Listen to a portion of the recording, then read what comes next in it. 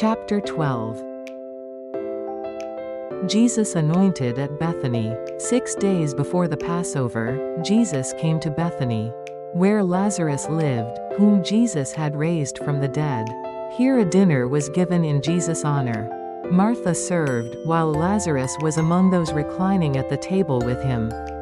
Then Mary took about a pint of pure nard, an expensive perfume. She poured it on Jesus' feet and wiped his feet with her hair. And the house was filled with the fragrance of the perfume. But one of his disciples, Judas Iscariot, who was later to betray him, objected. Why wasn't this perfume sold, and the money given to the poor? It was worth a year's wages. He did not say this because he cared about the poor, but because he was a thief. As keeper of the money bag, he used to help himself to what was put into it. Leave her alone, Jesus replied. It was intended that she should save this perfume for the day of my burial. You will always have the poor among you, but you will not always have me. Meanwhile, a large crowd of Jews found out that Jesus was there and came, not only because of him, but also to see Lazarus, whom he had raised from the dead. So the chief priests made plans to kill Lazarus as well, for on account of him many of the Jews were going over to Jesus and believing in him. Jesus comes to Jerusalem as king. The next day the great crowd that had come for the festival heard that Jesus was on his way to Jerusalem.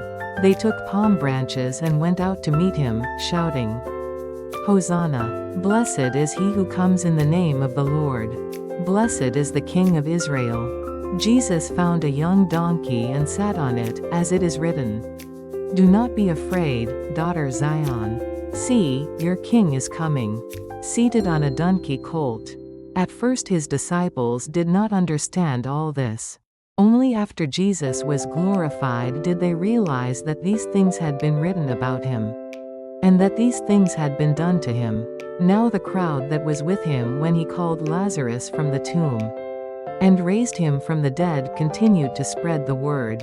Many people, because they had heard that he had performed this sign, went out to meet him.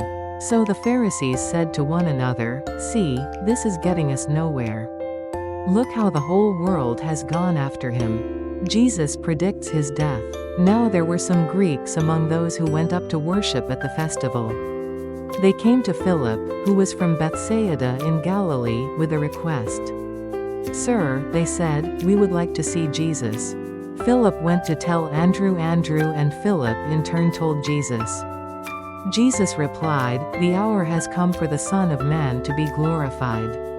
Very truly I tell you, unless a kernel of wheat falls to the ground and dies, it remains only a single seed. But if it dies, it produces many seeds.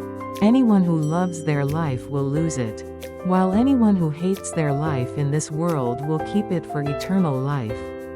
Whoever serves me must follow me, and where I am, my servant also will be. My Father will honor the one who serves me. Now my soul is troubled, and what shall I say? Father, save me from this hour. No, it was for this very reason I came to this hour. Father, glorify your name. Then a voice came from heaven, I have glorified it, and will glorify it again. The crowd that was there and heard it said it had thundered. Others said an angel had spoken to him. Jesus said, This voice was for your benefit, not mine. Now is the time for judgment on this world now.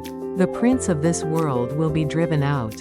And I, when I am lifted up from the earth, will draw all people to myself. He said this to show the kind of death he was going to die. The crowd spoke up, We have heard from the law that the Messiah will remain forever. So how can you say, the Son of Man must be lifted up? Who is this Son of Man? Then Jesus told them, You are going to have the light. Just a little while longer. Walk while you have the light, before darkness overtakes you. Whoever walks in the dark does not know where they are going.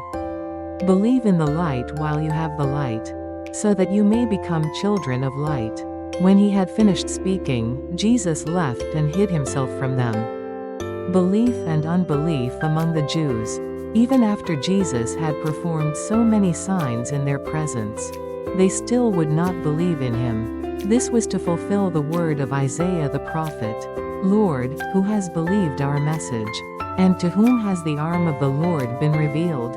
For this reason they could not believe, because, as Isaiah says elsewhere, he has blinded their eyes, and hardened their hearts, so they can neither see with their eyes, nor understand with their hearts, nor turn and I would heal them. Isaiah said this because he saw Jesus' glory and spoke about him. Yet at the same time many even among the leaders believed in him. But because of the Pharisees they would not openly acknowledge their faith. For fear they would be put out of the synagogue. For they loved human praise more than praise from God. Then Jesus cried out, "Whoever believes in me does not believe in me only, but in the one who sent me. The one who looks at me is seeing the one who sent me. I have come into the world as a light, so that no one who believes in me should stay in darkness. If anyone hears my words but does not keep them, I do not judge that person. For I did not come to judge the world, but to save the world.